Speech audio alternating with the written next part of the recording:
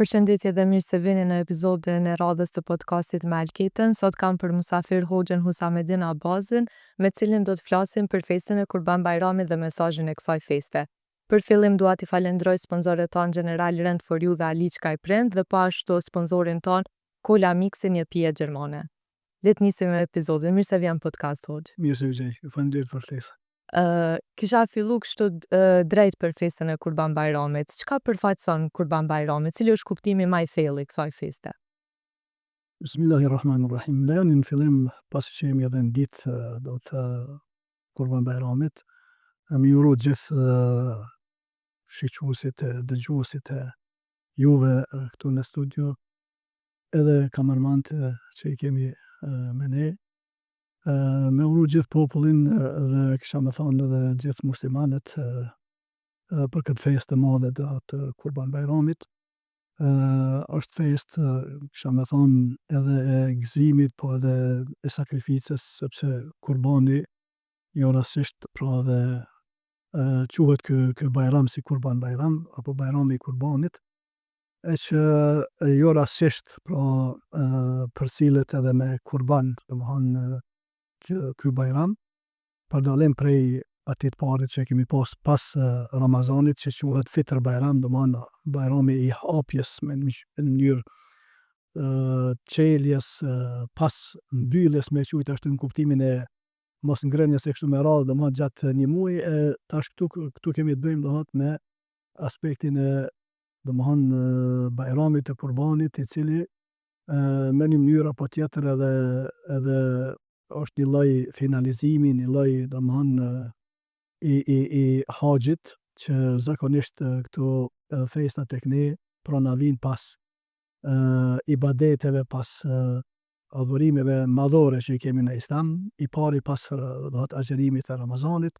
Ky me një mënyrë është një lloj finalizimi, me quajtur ashtu, edhe i haxhit, e që vërtet na jemi mësuar dhe me mendu se eventualisht haxhi mos ka të bën vetëm se me haxhit atje që tash i kemi ende, domethënë në Mekë, në Medinë. Sot në fakt është dita dohet kur më shumti, me quajtur ashtu, ibadete që ndërlidhen me haxhin bëhen ditën e sotit, sepse dje kanë qëndruar dohet në Arafat, mbrëmje janë kthyer në Musdelife, quhet ai vend. E prej Musdelifes sot gjithë ja kanë mësy dohet vendit të quajtur Mina atje në Mekë, ku është vendi i gjuhësjes së gurëve, edhe mandej prej aty kalohet domethënë në Qabe, domethënë në Mekë, bëhet tavafi kryesor që llogaritet, tavafi i haxhit, tavaful ifada që quhet. Edhe qethen flokët e kështu me radhë dhe lirohen prej ihramave, ajo veshja që është domethënë gjithë haxhive. Pra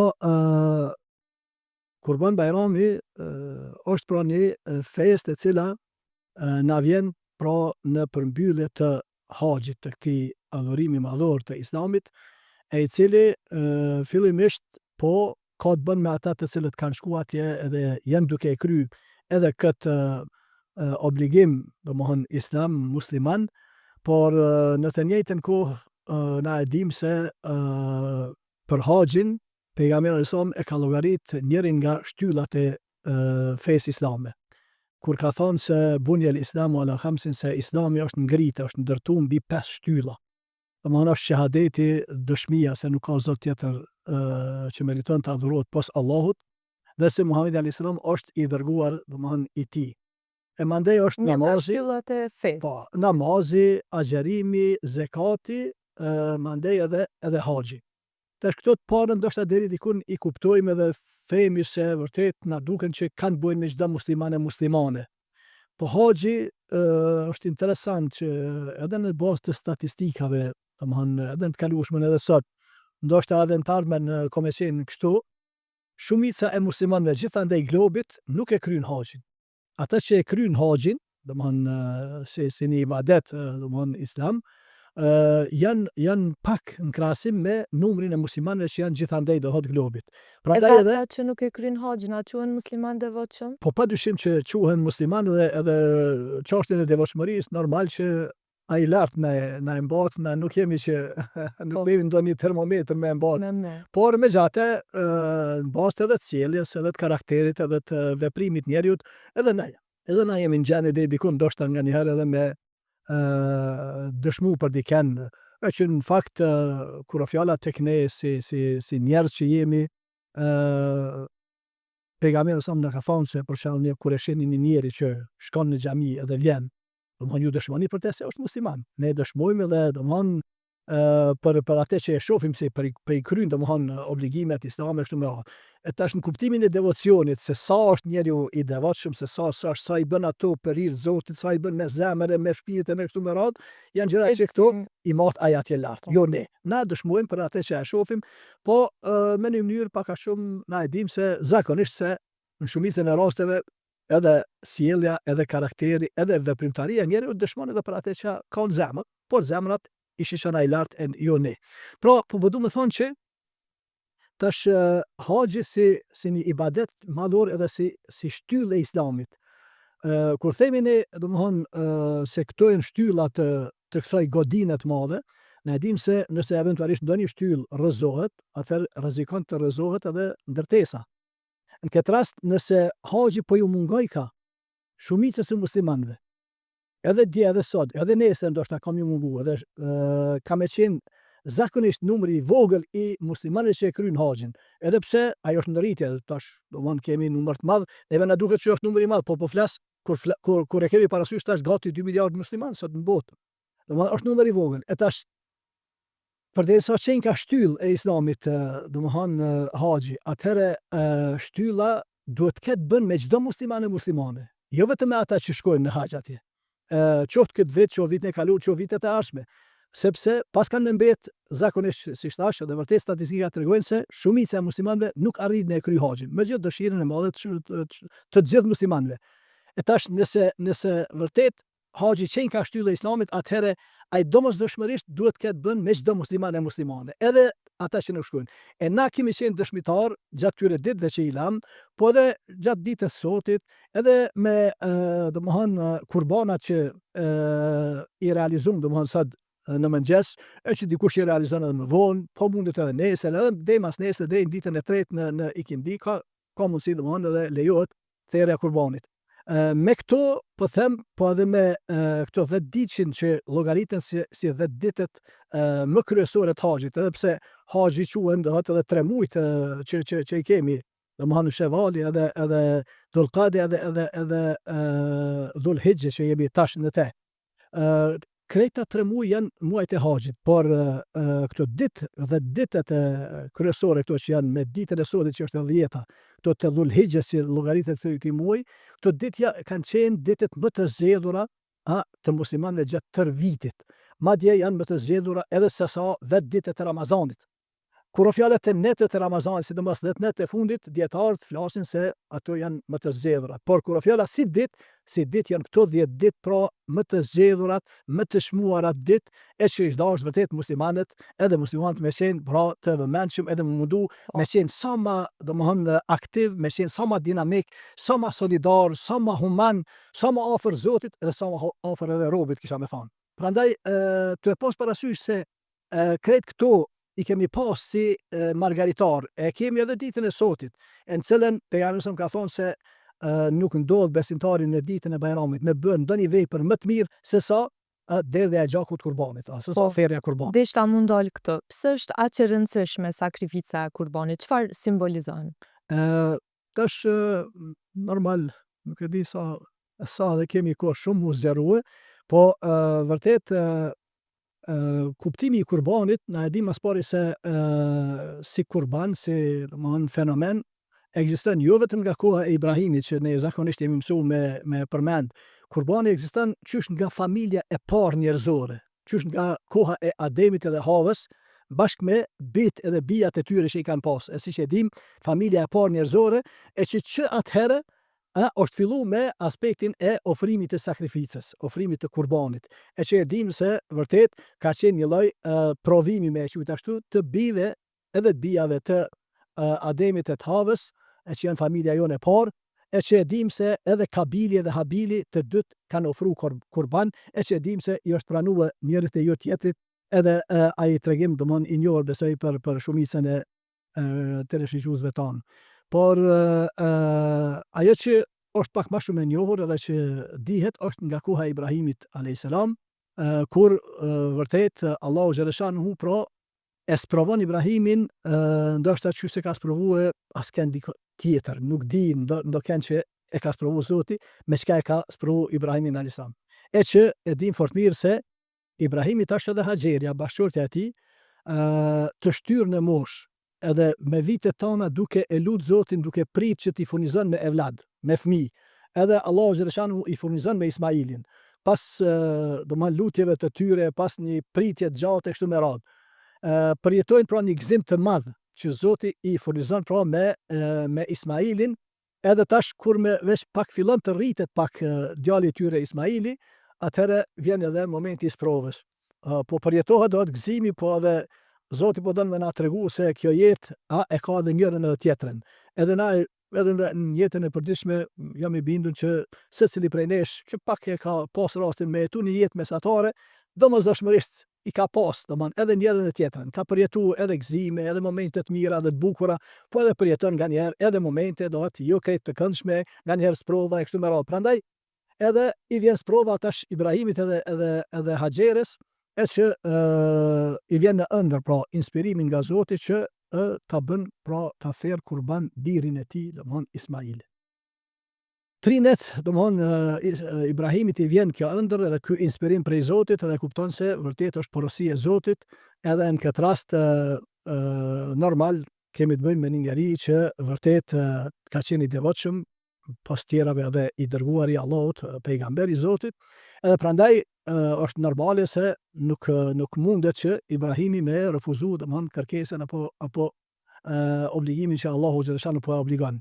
Por ajo që po sprovohet në këtë rast nuk është sprovë thjesht, e që vërtet po të ishte ajo se kërkohet që të sakrifikohet apo do t'i bëhet kurban djali, do shta kish me qenë pak më e lehtë, po kur i thuhet që ti ta bësh atë kurban, ti me dorën tënde, domthon ta bësh kurban, ta therrësh djalin tënd, vërtet është mendoj kulminacioni i sprovës, por vërtet me këtë Allahu xhaleshanuhu don të tregon se kush janë ata të cilët vërtet e kanë njoft Zotin, ata të cilët vërtet janë dorëzu Zotit, sepse Islam edhe musliman tek ne kuptimi i tyre edhe nga rrënja dhe gjuhës arabe që është se ki të bën me një njeri apo do të burr edhe grua që me një fjalë i janë dorëzuar do të krijuesit e tyre. Nuk i dorëzohen askujt tjetër nga krijesat e tij, po i dorëzohen atij që është krijuesi jon, edhe prandaj sepse e njohin atë se ai është i mëshirshëm, se ai është bujar, se ai na don ne edhe është më i kujdesshëm për ne se sa vetë ne. Prandaj edhe tu e ditë këtë nuk paramendohet që porosia e tij të refuzohet. Edhe për atë Ibrahimin a.s. e gjejmë domthon të atill që ai i nënshtrohet urdhit të Allahut, edhe bashkë me bashkëshorten e tij Haxherën, po edhe çka është më e çuditshme, edhe djali duke qenë i vogël është pra i gatshëm sepse më shkurt darda pik e bjen ndër darë që themi ne, ha? Edhe prandaj Ibrahimi a.s. jo se është në dilemë ta bën apo mos ta bën këtë, po tash edhe konsultohet me djalin e tij. Edhe e njofton se kështu është duke urdhëruar, kështu po porositem. Me një fjalë edhe ti çka më thon?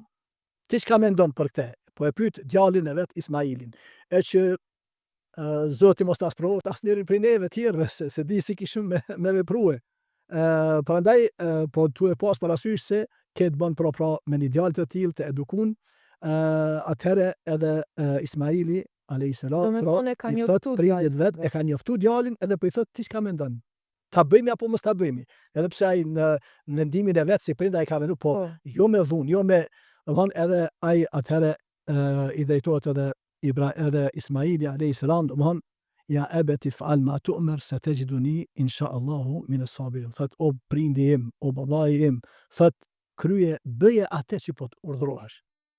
Që po urdhërohesh sepse e ka parasysh se po e din se krijuesi do thot Zoti ynë po e urdhëron. Edhe thot me emrin e Zotit kemë më gjet mua nga durimtarët. Edhe domethënë në këtë rast, më veç kur vjen deri te realizimi konkret i aktit, e dim domethënë se Allahu xhaleshanuhu me këtë vetëm se po don me na tregu se vërtet pranë këtë jetë kemë me pas prova prime të ndryshmeve. Por jo se Zoti don që të therret njeriu kurban. Zoti nuk është interesuar që domethënë njeriu të sakrifikohet në kuptimin e kurbanit. Po çka në këtë moment siç e dim edhe i sjell përmes melekut një dash që domethënë e zaventson me Ismailin edhe do të bëhet dashi kurban edhe prej atëherë që mbetet kjo traditë që e kemi, edhe çka mandej vazhdohet me aspektin e sprovave e që ne vërtet vazhdimisht kërkohet prej ne me therr kurban, jo vetëm në ditën e sodit, po ne si musliman e muslimane, të e pas parasysh realitetin e jetës që e bëjmë, na për çdo ditë kërkohet prej ne me bërë kurban. Ne kërkohet prej ne ta bëjmë kurban egon ton. Ne duhet ta therrim egon ton, duhet ta therrim kojtën ton, duhet ta therrim aspektin e cytjeve që i kemi e që ne e dim se vërtet ato janë të tepërta. Duhet ta therrim, kisha me thonë, egon e domethënë nepotizmit, e domethënë interesave të ngushta të cilat vërtet na kanë kapluar në mënyrë ekstreme në kohëve të fundit. Çështja domethënë e familjarizmave, gjëra këto të cilat flasin për atë anën, kisha me thonë, të ulët, të dopt, në cilën po bim ne, edhe pse kuptohet kur fjala edhe te dashuria në kuptimin e evladit, e familjes, e farefisë, këto janë të domosdoshme dhe janë normale, po kur fjala te aspekti i benefiteve me i quajt ashtu edhe sidomos edhe posteve, detyrave, obligimeve, këto duhet ta dim se për këto duhet kemi ligje, duhet kemi rregulla, duhet kemi domosdoshmë profesionalizëm, duhet ketë meritokraci. Pra, nëse këto i bëjmë, atëherë ne do të jemi prej atyre që do ta bëjmë pra kurban egon ton nëse arrim. Po se di sa prej nesh po arrim këtë në. Po nëse dikush nuk ka mundësi financiare për të bërë kurban, çysh jetë kjo në Islam? Ngjajshëm me haxhin që tham. Po. Shumicën e muslimanëve nuk i kemi haxhi. As nuk arrin me kryer haxhin sepse për haxhin Zoti ka thënë limen istata ilayhi sabila. Domthonë haxhin e kanë obligim ata të cilët kanë mundësi, do të fizike edhe materiale për shkue në Mekë, pra në Qabe atje edhe për ta kryer haxhin. Ata që s'kan mundësi, pra nuk janë të obliguar. Ngjajshëm edhe me çështjen e kurbanit. Kurbani është më së vërtet që është e udhës në këtë ditë përderisa çenka siç thash, vepra më e mirë që mund ta bën besimtari dhe besimtareja, domthonë në ditën e kurbanit, është pra therrja e kurbanit. Por gjithmonë edhe therrja e kurbanit është me aspektin e mundësisë. Por çështja e mundësisë tash është kisha me thonë çështje pak relative dhe kush se si i llogarit se sa kemi, sa s'kemi mundësi. Ndoshta për disa familje mund të jetë edhe ngarkesë, por mendoj se për shumicën tonë sot nuk është edhe prej domthonë ngarkesave të mos, sepse në këtë aspekt pejgamberi sa na ka porositur në një hadith dhe ka thonë: ai që ka mundësi të therr kurban e nuk e bën këtë, thot mos t'i afrohet faltores son. Në ditën e Bajramit, po edhe në ditëve tjera. Nëse i ke mundësi të therrës kurban, tu e pas parasysh se çfarë vepre çenka dhe sa është e domthonë e preferueshme, atëherë është e udhës vërtet për arsye të thjeshta mos ta lëm. Për atë po them, prap nuk është se është farz i domosdoshëm, nuk është farz domthonë për besimtarët, por nëse i kemi kushtet është e udhës vërtet ta realizojmë.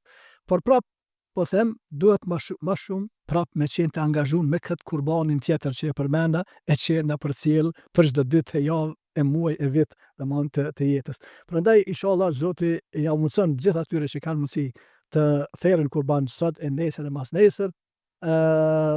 Po ata të cilët nuk kanë mundësi, atëherë na e dim se në njëjtën kohë jo rastisht ne që therrim kurbani domosdoshmërisht është ai që i zhdasht me i bë bashkëpjesëmarrës të gjithë ata të cilët eventualisht nuk kanë therr kurban.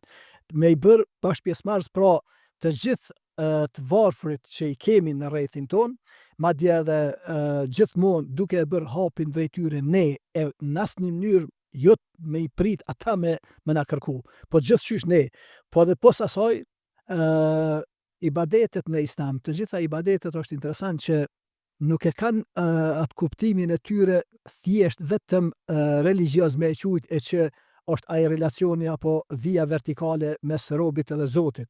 Po çdo ibadet, çdo adhurim në Islam e ka edhe aspektin e dimensionit horizontal, që është njeri. E që në këtë rast edhe ibadet e tjera, po ndoshta s'është koha mu zëru shumë, përpos pra adhurimit që e bëjmë çdo vepër, çdo adhurim që e bëjmë, ne e bëjmë ekskluzivisht së pari pse Allahu na ka porosit edhe e synojmë kënaqësinë e tij. E bëjmë për hir të tij e të askujt tjetër. Por mandej posoj këto ibadetet tek ne e kanë edhe ndikimin me qujtë edhe atë aspektin e dimensionit, pra edhe social, e shoqëror, e njerëzor kështu me radhë, prandaj edhe te kurbani. Përpos që preferohet një pjesë të ndalet për vete, një për të varfër, madje është edhe e treta edhe për komshit. Për komshit të cilët nishi është e udhës mund do pranë 3 pjesë. Një pjesë për familje, një pjesë për të varfrit, po edhe një pjesë për komshit, e që për fat të keq sidomos këte ne kemi harruar. Ne sot nuk e zbatojmë. Madje edhe ka keq kuptime, eventualisht nëse dikush e bën sot një hap të tillë, edhe e merr një pjesë të vogël të mishit edhe ja dërgon komshisë vet, i cili fare s'ka nevojë. Po kjo është preferuar sepse Islami pra synon edhe kërkon nga ne që vërtet të lidhemi mes vetit, të afrohemi sa më shumë, pra ti forcojmë lidhjet, domethënë edhe fëmijësore, edhe familjare, farefisnore kështu me radhë, edhe prandaj edhe është e udhës. Në të kaluarën ka ndodhur ajo familje që i ka dërguar komshiut, domethënë nga kurbani i saj, edhe komshiu i ka dërguar prej kurbanit të tij. Është një lloj ndrimi që ndoshta neve na duket nganjëherë pa kuptim, po ka pas kuptim edhe atë thellë, sepse po them prap, pra duhet që të mbahen këto lidhje, edhe lidhja e domethënë forcimi i lidhjeve fëmijësore, familjare, farefisnore, vërtet është i domosdoshëm, e që mendoj se kohëve të fundit për shkak edhe të dinamikës jetës, pak edhe për shkak të mbylljes, kisha me thonë, të familjeve, të njerëzve, për fat të keq që kjo na është zbej edhe ato bukur shumë. Këto janë disa të rekomanduara, po a ka diçka të ndalune? Ndalune në kuptimin tash mas pari është ndalune ajo që ndëgjum edhe në mbramen edhe natën e mbrëmshme, se disa familje po e bëjnë. Ende, dhe fjala ka qenë pak dhe nuk e di, vërtet është interesant se si ka depërtu kjo, se thirrja kurbanit për të vdekurit duhet të bëhet në natën e Kurban Bayramit. Domthon për fat të keq, edhe pse ne hoxhallarët jemi duke fol për çdo Ramazan, për çdo domthon Kurban Bayram, edhe i njoftojmë edhe mundohemi ju tregu njerëzve se nuk qëndron edhe nuk lejohet në asnjë mënyrë që thirrja e kurbanit të bëhet në natën e Kurban Bayramit, sepse ai nuk është kurban, as për vdekur as për gjallë. Po është për hapa ka shumë kjo, për fat të keq aty këtu edhe po ndodh, edhe pse ma pak se sa viteve më të hershme, sepse vërtet po flasim për çdo vit në këtë aspekt. Pra kjo nuk lejohet edhe nuk llogaritet kurban. Madje kurban nuk do të na jetë edhe nëse e therrim kurbanin nesër, sot faktisht në mëngjes, para se ta falim Kurban Bayramin. Po ta therrim kurbanin para se të falet namazi pra i Kurban Bayramit, ajo dele, ai dash apo lop apo çka do të qoftë, ai do të na jetë një mish që i kemi ofruar familjes apo të tjerëve, por jo kurban. Për atë edhe pejgamberi na ka luftuar kur fjala për ditën e Bayramit, ka thënë se ne si musliman ditën e Bayramit e fillojmë duke u zgjuar në mëngjes, duke marrë abdes e duke i synu pra duke u amsy xhamive tona, me fal domthon namazin e sabahut pari që është farz, sepse Kurban Bayrami falja e tij është vajib, domthon tek ne në Islam edhe sunnet të disa mëdhëve, po nuk është farz. E tek ne për fat të keq jo pak mos farzin po e luajnë, nuk po e falin domthon të sabahut, e po vinë vetëm për Bayram. Pra, pejgamberi po thotë se duhet ta bëjmë faljen e sabahut pari, mandej domthon e falim Bayramin, edhe kthehemi në shtëpitë tona edhe i therrim Kurban. Kështu e nisim thotë na ditën e Bayramit. E tash për atë, pra, nëse dikush vepron ndrysh, atëherë ka thonë pejgamberi le ta dinë se ai ka ofruar familjes edhe të tjerëve mish, por nuk i ka ofruar dot kurban. Prandaj në asnjë mënyrë nuk na lejohet që me e therr kurbanin pra para se të falet namazi i Bayramit. Thuhet që Bayrami është edhe festa e faljes. Pse është aq thelbësore falja? Është thelbësore edhe tek ne dim domthon edhe si traditë, edhe fetare jona, po edhe kombëtare, që vërtet në rastin e gëzimeve, në rastin e festave, gjithmonë njerëzit kanë dëshirë që nëse eventualisht që dhe ka pas ndonjë mospajtim, ndonjë zënke kështu me radhë në aspektet familjare, edhe fëqinësore kështu me radhë, në këto raste njerëzit vërtet kanë dëshirë që me marrë pjesë të gjithë ata të cilët na lidhin, pra edhe lidhjet familjare edhe fëqinësore kështu me radhë. Prandaj edhe festat tona nuk janë të kompletuara nëse vërtet na mungojnë të dashurit tonë, na mungon dikush prej vllaznillakut, prej fëmijëve kështu me radhë. Prandaj është e udhës që vërtet edhe ne edhe në ligjëratën e mëngjesit pas parafaljes së Kurban Bayramit, ne i kemi ftuar edhe xhamatin, e kemi ftuar edhe gjithë kombin tonë edhe popullin tonë, që vërtet nëse eventualisht këto 10 ditë që i patëm, 9 të djeshmet edhe sot e 10-ta, e që janë ditët më të zgjedhura siç thash edhe më herët, nëse krejt ai ibadet edhe ai përkushtim që e kemi pas ndaj krijuesit tonë, nëse krejt ajo nuk na ka bërë që ne nëse kemi pas ende ndonjë hidhrim me dikën prej tanëve, nëse s'na kanë bërë ato 9 ditë që ne vërtet pra t'i hapëm zemrat, ta zgjasim dorën, të pajtohemi, atëherë s'paku ditën e sotit edhe në ligjërat i kemi ftu, po edhe tash po i ftujmë.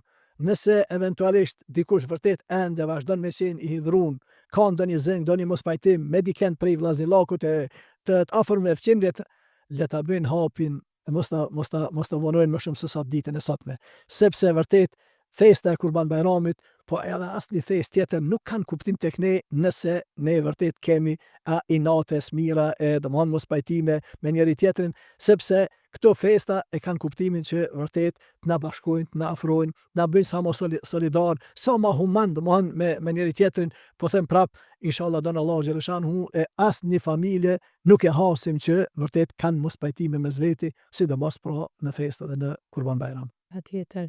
Hoxh, desha më ndal pak tek raporti mes kombit edhe fesë.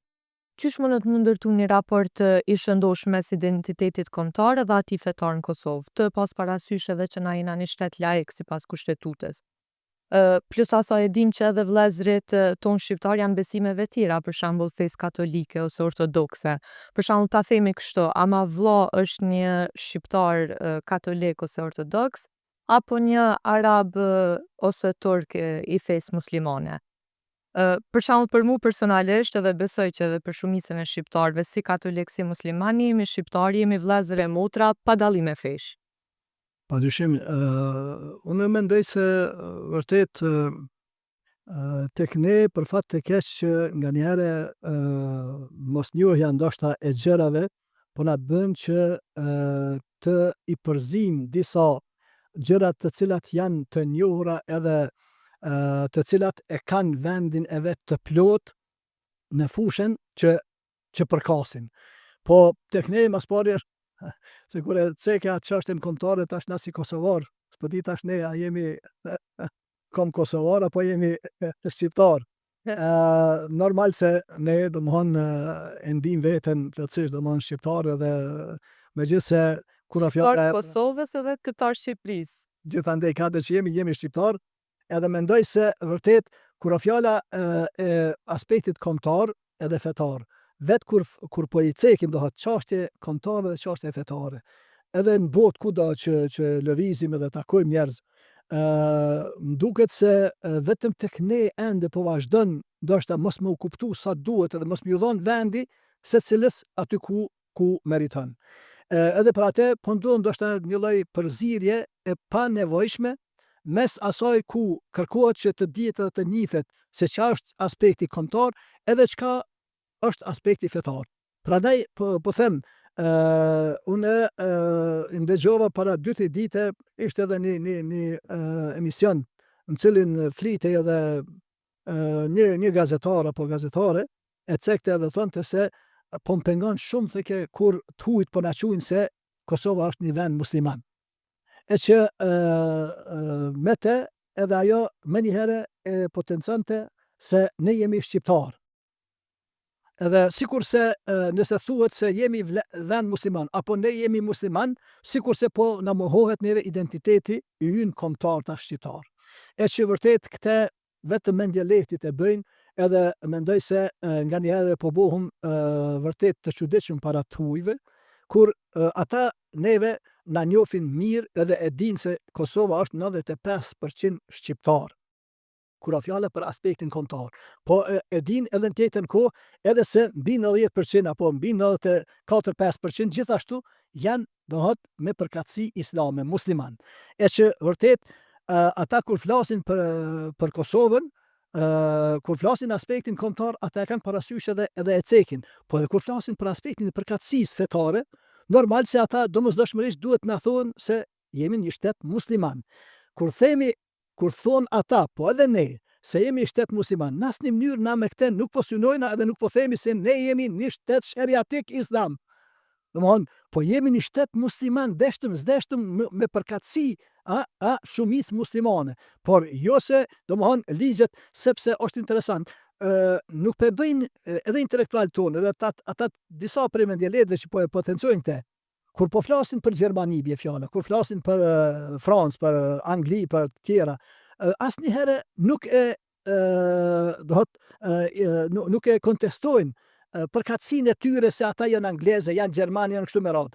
Po edhe në tjetër kohë, kur fjala te aspekti fetar, edhe ata nuk e kontestojnë as për veten e tyre, po as për as tjerët nuk ja u kontestojnë se ata janë gjerman, po janë katolik, janë protestant, janë kështu me radhë. Tjerët bëhet shtetet ortodokse se dim kanë përkatësi ndryshme kombëtare, po janë ortodokse kështu me radhë. Nuk e bën askush problem këtë çështje. Tek ne vetëm se po ndodh për fat të keq çështja e dhënjes apo zënjes së vendit të njerëz. Po prandaj në aspektin kombëtar, une e ndi veten si shqiptar edhe vllaun tim katolik. Madje edhe ortodoks, ata që kemi në Shqipëri, se tek ne në Kosovë, siç e dim, ne nuk kemi shqiptar ortodoks. Une i ndi si vëllezër të plot të mit në aspektin kombëtar. Po kur fjala e aspektit fetar, po është mas e vërtet që vëllezërit musliman që janë me përkatësi islame, këta i kanë edhe vëllezër të kombit, po edhe i kanë vëllezër të fesë. Këta tash deshta, nuk mund të them se i kam edhe të fesë.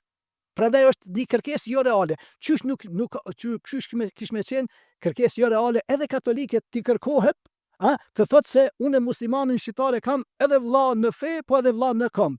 Kjo është një aspekt që nuk na ka hije, sepse janë gjëra të cilat njihen, por pse ne i përkasim përkatësive e ndryshme fetare, as pak nuk na bën që ne eventualisht me pas ftohje apo me pas probleme të lashe. Kadesh Zoti, edhe ne si kom na njihemi se jemi një kom që me gjithë përkatësinë që kemi pas, edhe islame, edhe katolike, edhe ortodokse, kur nuk njihemi si një popull që kemi pas probleme fetare. Nuk kemi pas, edhe mendoj se nëse tash flasim pak edhe kështu me qenë pak real, merita e një harmonie të tillë që e kemi pas. Madje edhe kisha me thonë jo tolerance, sepse tek ne shqiptarët nuk ka ekzistuar vetëm toleranca, sepse tolerim dohet ti vetëm se me e toleru tjetrin dohet me qenë tjetër. Por tek ne ka ekzistuar bashkëjetesa e çysh ekziston edhe sot. Tek ne kemi bashkëjetuar natyrshëm me vëllezërit tanë, edhe katolik, edhe ortodoks, kisha me thonë, andej dohet kufirit. Edhe nuk kemi pas si probleme. Edhe mendoj se vërtet meritën më të madhe e kanë pas shumica e që kemi qenë shumica shqiptarët musliman. Edhe pse kur nuk i kemi shiqur gjërat në aspektin shumicë pakic, po normal, neve preokupimet që kanë bëjnë me kombin, me shërbimet në aspektet abdetare, në aspektet kombëtare, sen i kemi të përbashkëta edhe veprojnë së bashku natyrshëm, edhe kur s'kemi pas probleme. Kur fjalat e fe, secili ka fenë e vet, lekum dinu kum waliya din, ju e keni fenë e juaj, ne kemi tonë dhe nuk ka asnjë problem. A mund ndodh që te ky konfuziteti që e përmende, mund t'jetë si shkak që na me kushtetutë jemi shtet laik, edhe për ata nuk po munden me thonë që Kosova është shtet musliman? Gjitha shtetet perëndimore janë shtete laike. Po tash me ato dallime që kanë herë dikush diken pa e qunë shtet sekular, diken dohet laike kështu me radhë, ato shpjegime që kanë herë po mundohen me bërë një lloj dallimi mes sekularizmit e laicizmit e kështu me radhë, ekzistojnë ndoshta ato, po për fat të keq që tek ne kjo çështja e laicizmit po tentohet që vërtet të zgjidhet një lloj, domethënë laicizmi ekstrem që bën një lloj jo vetëm një lloj me e quajt ashtu baras trajtim i feve me e quajt ashtu. Domethënë nga ana e shtetit edhe ligjit, po tentohet që të vuhet një lloj armiqësie mes shtetit edhe fesë. E që mendoj se vërtet këte nuk e kanë asnjë prej shteteve perëndimore. Madje e dim fort mirë se domethënë edhe aspektin e bashkëveprimit mes fesë edhe shtetit edhe domethënë interesave ndryshme ne e dim se e kanë në nivel sidomos Shtetet e Bashkuara të Amerikës, Anglia, e sa prej shtete, Gjermania gjithashtu, ndoshta pak më ekstreme në këtë aspekt është Franca. Edhe sikurse po m'duket disa prej laikëve tanë e kanë zgjedh bashkë atë shembullin e Francës, e që është ndoshta më ekstreme në këtë aspekt. Prandaj edhe po shkojnë këtë drejtim edhe po mundohen me, sikurse ne kur themi prapë po them, se jemi shtet musliman e kemi fjalën me përkatësi shumicë muslimane, por jo si në kuptimin jo e ligjit, jo do thotë se ekziston tek ne sheriati kështu me radhë. Prandaj edhe këte vetëm se janë duke bërë problem pa ekzistuar fare. E kuptoj. Sipas jush, për Kosovën, a është i duhur procesi i integrimit evropian apo mendon që duhet me qenë ka lindja? Po jo, na në fakt gjeografikisht na ekzistojmë në Evropë. Neve jemi evropianë dhe kisha me thonë ndoshta më shumë se shumë tjerë, edhe historikisht, kur e dim domethënë se përkatësia jonë i lire me e quajt domethënë edhe kështu që do thotë prej se ekzistojmë me e quajt ashtu, neve kemi frymue në kontinentin evropian. Edhe neve mendoj se nuk jemi ma pak evropian se sa gjithë evropianët e tjerë. Por ja se realiteti i pas luftës dytë botërore ne ka bërë që ndoshta vërtet më u sprovu me atë sistem që e patëm domethënë disa dekada, sistemi i socializmit, e komunizmit e kështu me radhë, edhe në Shqipëri, edhe këndej në Kosovën e okupuar do thotë nga ish Jugosllavia kështu me radhë, edhe si Ballkan përgjithësi kemi qenë pra në sistemin monist, socialist e komunist e kështu me radhë, edhe prandaj ajo neve ndoshta pak na ka bërë më pak evropian, jo vetëm si shqiptar, po edhe si përkatësi tjera që i kemi pas në Ballkan. Sepse vërtet ka qenë një sistem tepër i rënd edhe anti-njerëzor. Falenderojmë Zotin që shkoj një herë përgjithmonë në shport të historisë, edhe jemi të bindur që kur nuk do kthehet. Prandaj po them ajo situatë dhe ajo gjendje mendoj se ndoshta pak na ka bërë që me ngecë në kuptimin edhe të evropianizmit. Por tani me rrëmjen e komunizmit edhe socializmit edhe me ardhen e sistemit demokratik do thotë në Ballkan edhe tek ne tash ndoshta po i vujmë që të pasojat të ish sistemit.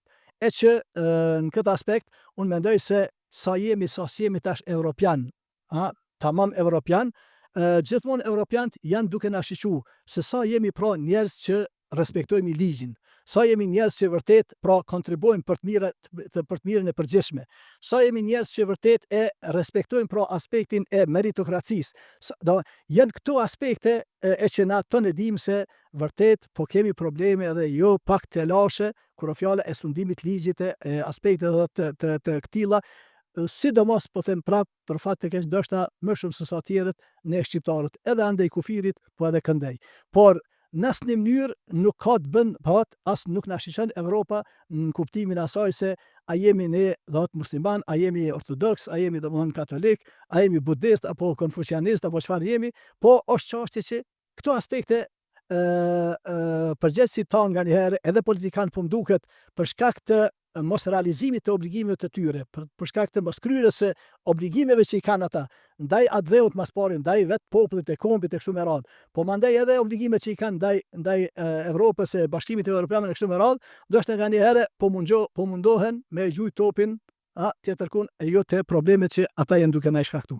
Po, Hoxh, le ndalemi pak te njerëz që nuk i din disa rregulla specifike të fesë islame, për shembull që është zgjatja e dorës grua-burr. Është aktuale edhe virale, muj me thonë, finalja e Champions League, ku një sportist i UFC-s, me emrin Habib, ja ka lënë dorën zgjatur një gazetares. duke ditë edhe efektin e kamerave dhe miljarda njerëz që e shohin atë mbrëmje, ai ka vepru ashtu. Unë desha me të pyet cili është dallimi mes atij edhe jush që para emisionit ne zgjatëm dorën edhe shumë muslimanëve devotshëm që dinë mi respektu dhe mi vlerësu gratë dhe vajzat në mënyrën më të lartëmundshme. Shiqo, mas pari, unë mendoj se kur fjalat e aspektet fetare të kultura e sjelljes e bontonit e kështu me radhë, na jena dëshmitar që vërtet ekzistojnë një larmishmëri mes kulturave, feve, popujve e kështu me radhë. Edhe mendoj se vërtet ish dashur të mësojmë pak të jemi pak më tolerantë edhe ta pranojmë edhe njërin edhe tjetrën sjellje. Na e dim se këto tradita ekzistojnë edhe tek kulturat e religionet tjera, edhe në religionet e linjës së largët atje që i dinë budistët e konfucianistët e kështu me radhë, kërkush nuk e bën problem se edhe ata i zbatojnë disa prej këtyne traditave që i kanë prej si pjesë të religioneve të tyre. Tash tek muslimanët, po, është mëse vërtet që ne e dim se edhe në islam i kemi disa tradita, disa rregulla të cilat kanë bojnë me argumente kategorike që mbështeten në Kur'an edhe në Sunnet pejgamberit alayhis salam, edhe që në to nuk kanë mospajtime besimtarët apo muslimanët. Edhe këto janë ato të cilat neve na bëjnë që në bazë të tyre edhe e mbajmë veten, e mbajmë njëri tjetrin, e mbajmë përkatësinë islame muslimane kështu me radhë, edhe që nuk na e damkos asgjë. E tash kur fjala të disa sjellje, të disa rregulla, në këto ka mendime të dietarëve, e që prej tyre është edhe që mendoj se vërtet është pasuria e islamit që vërtet ka mendime kur fjala tek këto aspekte që mund t'i quajmë se janë të dorës së dytë apo jo çështje kategorike të fesë, e që në këto ka mendime të ndryshme edhe të dietarëve, edhe dje ka pas, edhe dietarë bashkëkohor, edhe nesër ka me pas mendime e që këto i pranojnë muslimanët me zveti, e që vërtet ka disa prej muslimanëve, disa prej teksteve sheriatike që kanë bujnë me Kur'an apo me Sunnet, i kanë komentue në mënyrë ndryshe sepse gjuha arabe e teksteve që të thëna në Kur'an edhe në hadith e bartin mundësinë e komentimit apo e bartin mundësinë e shumë kuptimeve. Dhe prandaj disa e kanë marrë në një kuptim, disa një kuptim tjetër. E prandaj kur fjala të dora, të dhënia, të përshëndetja në islam, tek ne disa prej dietarëve, prej tyre doktor Yusuf el-Qaradawi, sa prej dietarëve bashkëkohor që i kemi pas edhe i kem, e shohin se çështja e përshëndetjes edhe dhënies së dorës nuk është e ndaluar, edhe prandaj bie fjala na e mbrojmë këtë mendim edhe këtë e zbatojmë, edhe pse nuk ja mohojmë atyre të cilët e kanë zgjedhur edhe mendimin që vërtet eventualisht nuk e shohin përshëndetjen, sepse atje qëndron një ajet kuranor, lems që quhet në gjuhën arabe prekje, e që vërtet çështja e prekjes së thjesht apo përshëndetjes së thjesht e llogarisin dietarët që nuk është e ndaluar, po lemsin Kur'an gjithmonë kur mirren argumentet që flasin për këtë fushë, edhe të ajetet, po edhe të hadithet, gjithmonë kanë bëjnë jo vetëm prekja thjesht, po është mandej është çështja e jetës bashkëtorë kështu me radhë. Prandaj nëse mirret në atë kuptim, qëllimi është tek ajo e jo në asnjë mënyrë vetëm një përshëndetje e thjesht, e që tash ai lojtari se s'e di kur pas ka ndodhur kjo se pas na pon për veti, po ka edhe raste edhe tek ne që po disa e marrin mendimin që vërtet mendoj se nuk ka asnjë të keqe, t'ju pranohet edhe atyre edhe mendimi tjetër, edhe kjo është një bukuri, kisha me thonë, një pasuri e islamit që ka mendime edhe është pra sistem që kemi. E kom pa edhe që kanë sulmu vajzën për mos reagim tash për ndaj sportistit, po në mbështes edhe i thëmë bravo për kulturën edhe edukatën që e ka tregu. E vërtet është, e vërtet edhe shisha mendoj se popujt e jashtëm edhe Evropa na kupton mirë edhe mendoj se janë vërtet shumë më tolerantë se sa ne nga një herë, apo disa prej laikëve tanë, të cilët një diçka të tillë kur e shohin një mos pajtim, një domthon e rrisin edhe dojnë me bo domthon vërtet problem madhor, sikur se ai ka të bën me tërë kombin e kështu me radhë. Thash unë po m'duket se këto gjëra po i rrisin ata të cilët po i shkelin problemet e mëdha që i kemi, po i harrojnë ato edhe s'po mirën në zgjidhjen e tyre, s'po mirën në shtyrjen e këtyre proceseve që vërtet po na pengojnë edhe po na mbajnë mrapa gjithë kombin e gjithë vendin, e mandej po rreken në disa prej gjërave të këtilla edhe po i problemat. Po, a ka ardhur koha që feja islame mu reformu, që mos me pas ndoshta keq kuptime të tilla? Në çështja e reformimit, unë mendoj se muslimanët që nga koha e deri tani, reformimin e vetvetes nuk i kanë dalë kurrë, edhe mendoj se vërtet kemi pas reformim të muslimanëve edhe të qasjes ndaj jetës e ndaj domthon zhvillimeve të ndryshme në vazhdimsi. Po kur është fjala e reformimit të fesë, vetë fesë, kur themi, sidomos asaj që ka të bën pra me aspektin e parimeve fetare.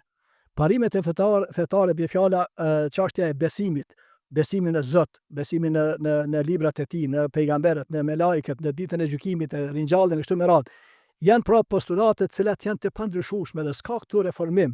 Domthon në kuptimin se nëse dikush po dhan me hajde se tash pe ndrojnë ana, deri tash kemi fal namaz, tash pe reformojmë edhe çka, pe largojmë namazin. Se tash nuk po përshtatet me dinamikën e jetës e me obligimet që po i kemi dhe kështu me radhë, janë gjëra të cilat mendoj se mund të jetë një lloj mendjelësie nëse dikush e kupton kështu reformimin, duke i zvoglu, duke i largu, domthon nuk ka reformë në vetë parimet e fesë, po ka reformë në zbatimin e tyre, në zbritjen e tyre në mejdan, në realizimin e tyre.